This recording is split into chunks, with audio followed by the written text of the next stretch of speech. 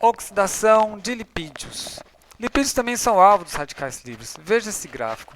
Esse gráfico ele apresenta camundongos em vários estratos etários, né? 2 a 3 meses, 10 a 11, 16 a 17, 20 a 21 meses. E o que você observa é que quanto mais velho o camundongo, mais lipídios oxidados ele possui. Ou seja, mais lipídios foram alvo de um radical livre e foram modificados. Mas o lipídio modificado perde sua função e isso vai levar a uma coisa ruim para a célula, perda de função da célula. Oxidação de lipídios é importante e o nível de oxidação de lipídio determina a longevidade do organismo. Veja essa série. Esse primeiro ponto é o camundongo mus musculus. O segundo ponto é o rato. Você vê que o camundongo ele oxida mais lipídios que o rato. E aqui, no eixo X, eu tenho a longevidade do animal. Veja que o rato é um pouquinho mais longevo que o camundongo e ele oxida menos lipídios. O terceiro ponto é o porco da Índia. O porco da Índia ele vive bem mais que o camundongo e oxida menos lipídios. Coelho.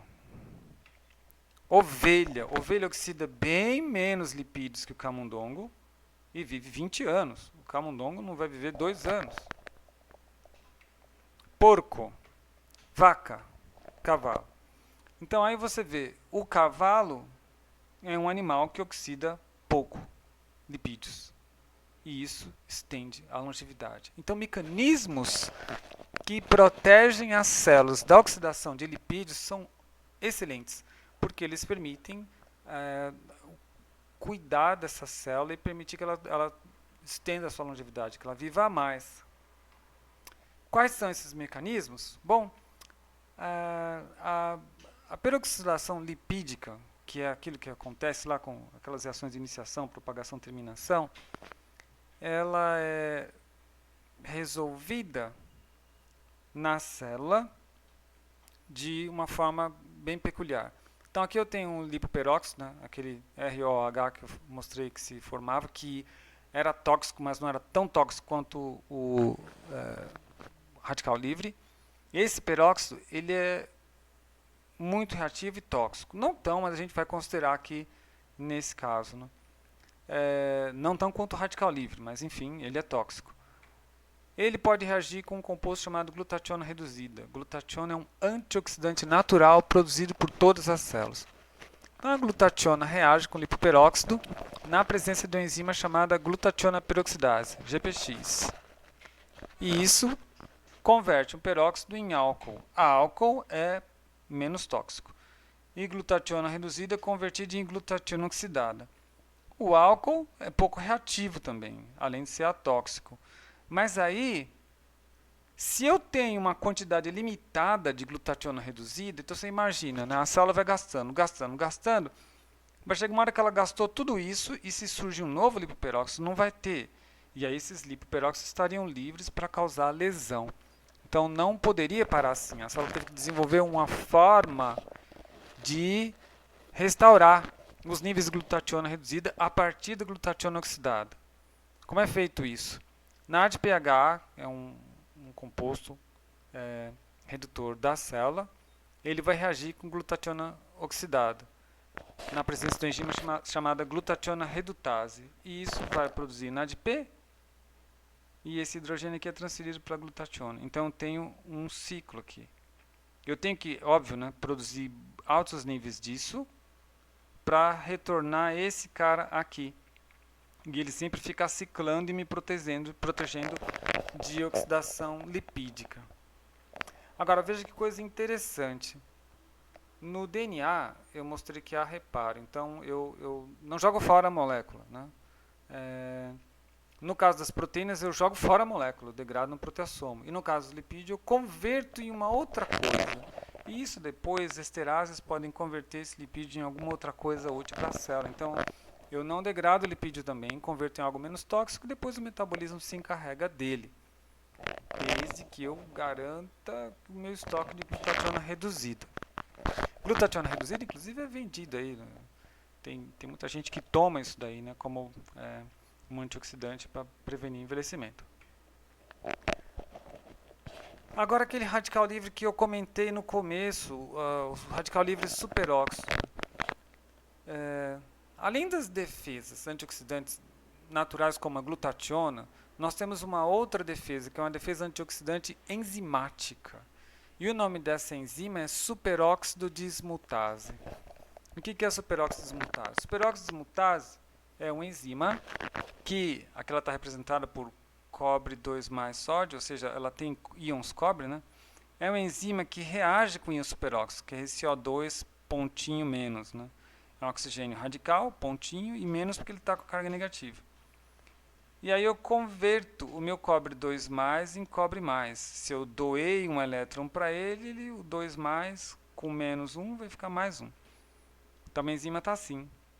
E eu formei oxigênio molecular que pode ser utilizado para respiração. Então está tudo bem aí. Problema resolvido na primeira reação. Mas aí eu perdi a enzima. O que acontece? Esta enzima, desta forma, pode reagir com um segundo íon de superóxido, na presença de 2H+, que estão ali livres.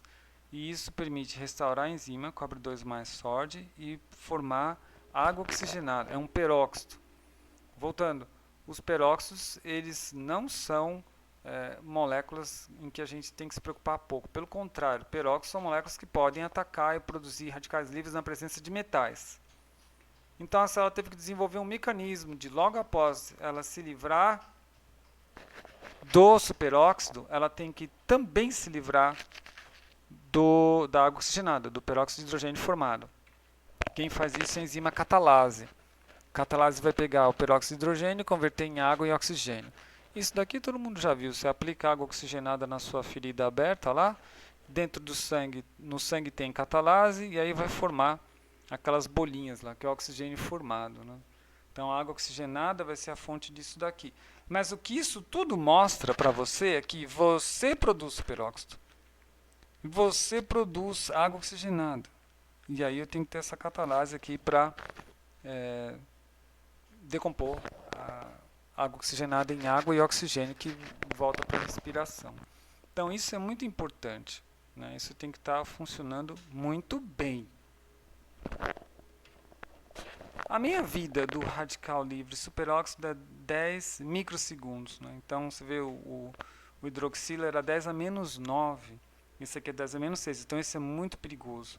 Na próxima aula, na próxima aula não, daqui a 2 aulas, nós veremos qual é o problema de eu formar isso daqui na célula, o que ele causa.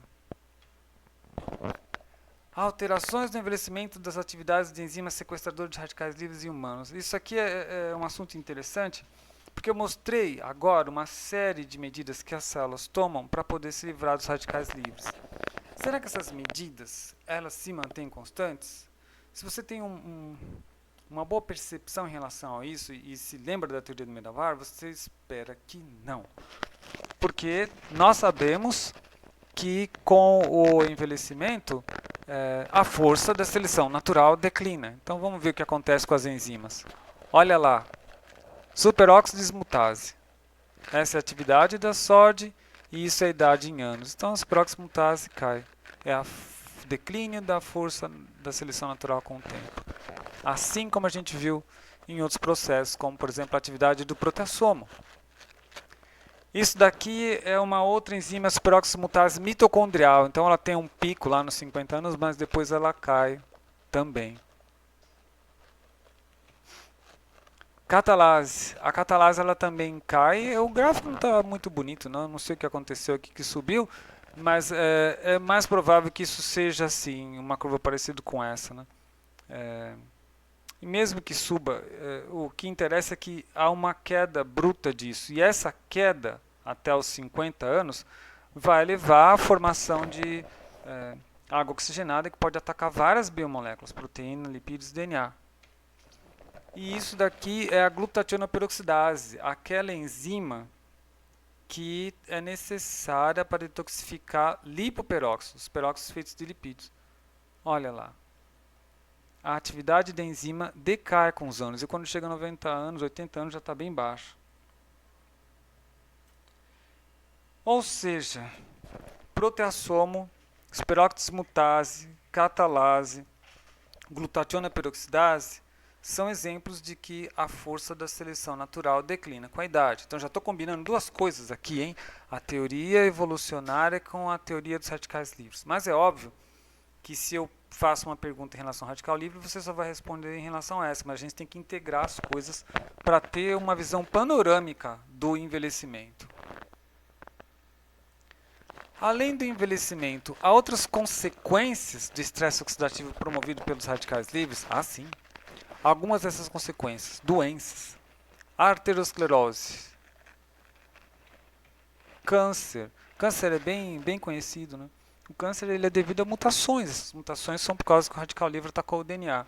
Doença de Alzheimer. Na doença de Alzheimer forma-se uma proteína que agrega na célula e essa proteína acaba fazendo com que a célula produza muitos radicais livres que levam à morte neuronal. E o mesmo ocorre na doença de Parkinson. É uma outra proteína que agrega na célula que leva à formação de radicais livres e morte neuronal. Doença de Huntington. É o mesmo caso, é uma outra proteína que agrega na célula que vai fazer com que essa célula produza uma alta concentração de radicais livres que levam à morte neuronal. Esclerose amiotrófica lateral segue o mesmo padrão. Catarata. Catarata segue o mesmo padrão, mas é um pouco diferente, porque o que vai acontecer aqui é o seguinte, aqui morre o neurônio, aqui a célula não morre. Aqui o que acontece na catarata é que o radical livre ele vai mexer com as proteínas do cristalino do olho, e aí o cristalino ele é translucente, mas aí ele se torna opaco, porque essas proteínas ao agregar dão opacidade para a lente e a pessoa perde a visão. Diabetes mellitus, para você ter uma ideia, com o envelhecimento as pessoas que têm diabetes, em alguns casos, né, eles sofrem várias mutações no DNA mitocondrial e isso leva à incapacidade de produzir, de secretar insulina. Então a pessoa morre num mar de insulina dentro da própria célula, tem muita insulina, mas não secreta, porque o radical livre degradou o DNA mitocondrial e é necessário a energia da mitocôndria para poder secretar a insulina. E muitas outras doenças. É possível combater os efeitos dos radicais livres com intervenções na dieta para estender a longevidade? Bom, para tentar demonstrar isso para você, vamos usar de novo o camundongo mus musculus e um antioxidante chamado 2-mercaptoetilamina. Veja essa curva aqui. Essa curva é uma população de camundongos que foi tratada com 2-mercaptoetilamina. 0 é a população que não recebeu nada. Então você vê que a população 0 aqui é uma reta cheia, né? Começou aqui, declinou, desapareceu aqui em 40 meses. Talvez um pouco mais que isso, né? Mas enfim, ele acompanhou até aqui. Quando eu adiciono 0,5% de 2,6, olha o que acontece. A minha população ela dura um pouco mais, ela não declina logo no começo, ela dura um pouco mais e aí começa a declinar e vem até aqui. Quando eu adiciono 1% de 2,6, aí a população ela aguenta um pouco mais e só vai declinar aqui. Então, o que isso mostra? Quanto maior a quantidade de antioxidante, mais você estende a longevidade do animal. Então, sim, a adição de 2-mercaptoetilamina na dieta de camundongos reduz o envelhecimento. Mas observe que coisa interessante aqui. Eu não estou alterando a longevidade máxima dessa população. Eu estou alterando a longevidade média, que é a longevidade a 50%. Né? Então, aqui eu tenho 50% da população, né? Aqui era 50%. Aqui agora virou meu 50% e agora meu 50% está deslocado para cá. Isso é uma coisa importante a conversar aqui. Se você conseguisse resolver a maior parte desses problemas, por exemplo, né, formação de radicais livres em humanos, é bem provável que você tenha um resultado parecido com 2,6. Então, o que você vai ter no final é uma curva que vai parecer um retângulo. Então, ela vem para cá e, de repente, morre toda a população de forma abrupta. Então, eu teria uma extensão até o limite da longevidade, o limite nosso é 128 anos, teórico, né? E com 128 anos toda a população ia morrer de uma vez, ou muito rápido. Então, o grande desafio agora, que a gente sabe alterar a longevidade média, é alterar a longevidade máxima. Então, esse aqui é um ponto importante, porque você vê que é o momento em que toda a população declina. E é exatamente isso daqui que a gente não consegue transpor, né? Eu acabei de explicar. E aí está a longevidade máxima, que também, enfim, não consegue se transpor também. Isso aqui é um experimento interessante. Eles adicionaram antioxidantes à dieta da mãe. Então você tem uma mãe lá, um rato, um camundongo.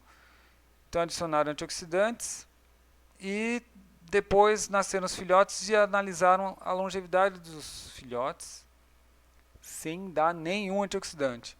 Então isso é feito para machos e fêmeas. Aqui é controle, que é sem antioxidante nenhum, que é essa curva mais interna. E aí eu tenho Santoquim, 2,6 e NHP. Então você vai ver que, por exemplo, para o 2,6 tem a maior distância, né? Daqui para cá. Então eu aumentei a longevidade média de população, mas não alterei a longevidade máxima. E isso deu um resultado muito bom em machos, mas não deu resultado muito bom em fêmeas. Veja bem, não estenda a conclusão do animal experimental para o humano. Então isso mostra que é promissor que seja assim para os humanos, mas é necessário demonstrar. Então isso fica registrado aí que para esse modelo de mamífero funciona assim.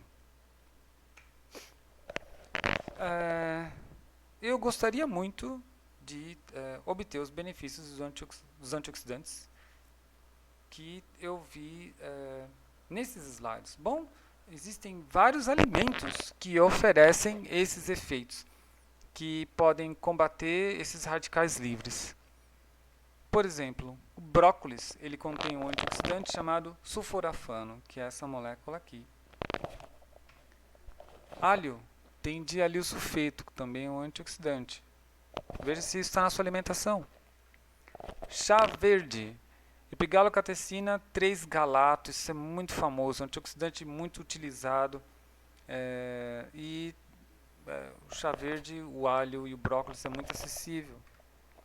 Mel tem ácido cafeico feniléster, que também é um antioxidante. Mel é um pouco mais caro, né? Soja tem genisteína, que é um fitoestrógeno, que também pode trabalhar como antioxidante. Curcuma é um condimento. Esse condimento ele é muito usado principalmente na ilha de Okinawa, no Japão, onde as pessoas são muito longevas. O pessoal da colônia de Okinawa aqui no Brasil também usa. E esse é um tempero que está correlacionado com extensão de longevidade em algumas populações. Quer dizer, correlaciona as populações que consomem têm pessoas mais longevas. Eu não posso dizer que tem uma causa-consequência, mas viu-se a correlação entre esse antioxidante do tempero e a longevidade da população. Repolho tem o S-indol 3-carbinol também. Gingerol, que é um antioxidante do gengibre. Resveratrol, famoso esse aí. Resveratrol é um antioxidante que está presente na casca da uva. Então, o que o pessoal fala assim, a dieta do Mediterrâneo é boa porque ela estende a longevidade. O que acontece é que, em geral, esse pessoal toma lá o seu cálice de vinho. Aí você fala, puxa, mas eu não quero fazer isso porque isso me deixa suscetível ao etilismo. Claro, nós não queremos isso, de fato algum. Mas o suco de uva tem. Então você pode tomar um suco de uva sem ser alcoólico. Só que aí, tanto no vinho quanto no suco de uva, eu vou fazer uma recomendação. Os franceses, por exemplo, eles comem queijo e tomam vinho. Já se mostrou na literatura que o resveratrol ele dissolve muito bem em lipídio. Então essa que é uma coisa importante aqui. Se você quer consumir resveratrol, então você vai comer queijo ou alguma coisa que tenha lipídio, né? Não sei, às vezes você pega um pão aí, coloca azeite de oliva e toma o suco de uva enquanto come esse pão. E aí você consegue absorver mais do resveratrol, que é esse antioxidante, que vai ajudar. Pimenta, capsaicina. Então pode ver todos os preparos de pimenta. A pimenta ela é frita em óleo, né? Com óleo eu consigo extrair a capsaicina. Então é sempre assim, eu preciso de um lipídio. Para todos os outros, não só para esses daqui, né? Para o gingerol, do repolho eu não sei. Mas essas outras moléculas assim, você vai precisar de extrair o lipídio, o antioxidante com lipídio. O licopeno, esse não tem jeito, não tem como. Não adianta você pode comer uma caixa com 5 quilos de tomate, você não vai conseguir retirar esse licopeno. Então você precisa necessariamente pegar o tomate, abre ele, tempera com alguma coisa assim que você acha que é bom e passa um azeite de oliva e come, né? Assa no forno e come. Aí o que acontece? O azeite de oliva vai conseguir ajudar a extrair isso daqui, que é o antioxidante do tomate. Então você pode fazer isso. E em geral eu entendo que essas são as melhores formas. Você pode suplementar com essas coisas que vendem em farmácia? Pode. Mas a minha recomendação é você comer dos alimentos porque está na forma biodisponível, enquanto suplementos não. Então chegamos a um ponto em que a pergunta aqui é: o que eu posso aproveitar dessa aula para poder construir estratégias que permitam reduzir essas reações químicas aí que vão levar à produção de radicais livres e ao envelhecimento? Bom, conseguimos enumerar a partir do que vimos aqui várias estratégias. A primeira delas, tomar antioxidantes durante a gestação. Foi visto isso em animais. De novo, não quer dizer que deu certo para o animal, que vai dar certo para o humano, mas há uma possibilidade. Eu não acompanhei a literatura disso, eu não sei se fizeram esse teste clínico. Minimizar a exposição à radiação ionizante, sem dúvida. Então, as pessoas que trabalham em usina ou que trabalham com raio-x, elas têm que ter muito cuidado, porque radiação ionizante envelhece, porque produz radical livre. Minimizar componentes da reação de iniciação da dieta. Nós vimos que os componentes da reação de iniciação são os metais, né? Então, esses metais aí, cobre, ferro, manganês, você tem que comer na quantidade certa das necessidades diárias. Passou disso, você está aumentando a propensão da reação de iniciação acontecer. E evitar lipídios poliinsaturados. Esses lipídios aí são um problema, porque eles reagem muito fácil com esses metais para produzir radical livre. Ingerir alimentos com alto teor de antioxidantes. No slide anterior eu apresentei uma lista de tais alimentos. E restrição calórica, isso vai ter uma aula exclusiva sobre isso, então eu não vou detalhar. Mas o que eu posso te adiantar agora é que a restrição calórica vai reduzir a formação de radicais livres em um lugar particular da célula. Última pergunta. Qual é a maior fonte de radicais livres do ser humano? Quem respondeu essa pergunta foi o Harman. Porque veja bem, o Harman, ele disse que o envelhecimento era causado por radicais livres, assim como ele observava com radiação ionizante. Mas ele não disse como que o corpo produz os radicais livres. Então, em 1972, lembra que em 1956, ele publicou o primeiro artigo. Né? Em 1972, então um bom tempo depois, ele propôs lá a Biologic Clock de Mitochondria. Então, seria a mitocôndria um relógio biológico? Então, ele propôs que a mitocôndria era a principal fonte dos radicais livres da célula. E, então, como vai ser mostrado daqui a 2 aulas, né, a mitocôndria tem um papel importante no envelhecimento. Resumo. Radicais livres são moléculas que possuem elétrons desemparelhados na última camada de seus átomos. Eles se formam quando biomoléculas encontram radiação ionizante ou espécies ativas de oxigênio em reações denominadas iniciação, propagação e terminação. Os radicais livres oxidam o DNA, proteínas e lipídios. O DNA, a gente viu que sofre reparo, as proteínas são degradadas no proteassomo e os lipídios oxidados convertidos em álcoois e depois são utilizados de outra forma. Superóxidos mutase, catalase, glutationa peroxidase são enzimas que combatem a oxidação biológica por radicais livres. Nós vimos que a força da seleção natural, como ela declina com a idade, a ação biológica dessas enzimas, a atividade delas reduz com o tempo. Intervenções que podem ajudar no combate aos radicais livres incluem uso de antioxidantes na dieta, controle da ingestão de metais e de lipídios poliinsaturados e restrição calórica, que nós vamos aprender depois. Agora, vamos imaginar que você quer aprender mais.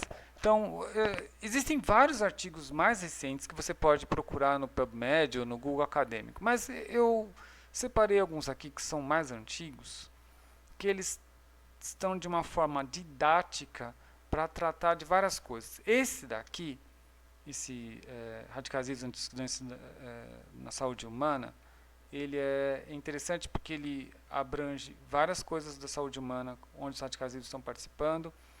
Esse aqui de peroxidação lipídica e o processo de envelhecimento também é importante, está na forma bem didática e vai contar muito essa coisa do papel dos lipídios da dieta, em como que isso tem que ser regulado. Mas o principal artigo, se eu recomendo alguma coisa para você ler desta aula, é esse. É antigo, eu sei, mas esse artigo é um clássico, foi escrito pelo próprio Dan Harman. Free Radical Theory of Aging, an Update, Increasing the Functional Lifespan. Então, eu tirei muito da aula daí, desse trabalho. Ele está escrito de uma forma bem didática e o Harman, ele vai lá no começo de tudo, no começo da formação de nosso planeta, para explicar como que os radicais livres chegaram a produzir tudo isso. Então está intimamente ligado com a formação da própria Terra, esse problema de envelhecer por radicais livres. Eu não vou detalhar isso daí para dar a oportunidade de você explorar isso. Então o objetivo aqui era mais ser pontual. E com isso concluo a aula de teoria do envelhecimento por ação de radicais livres.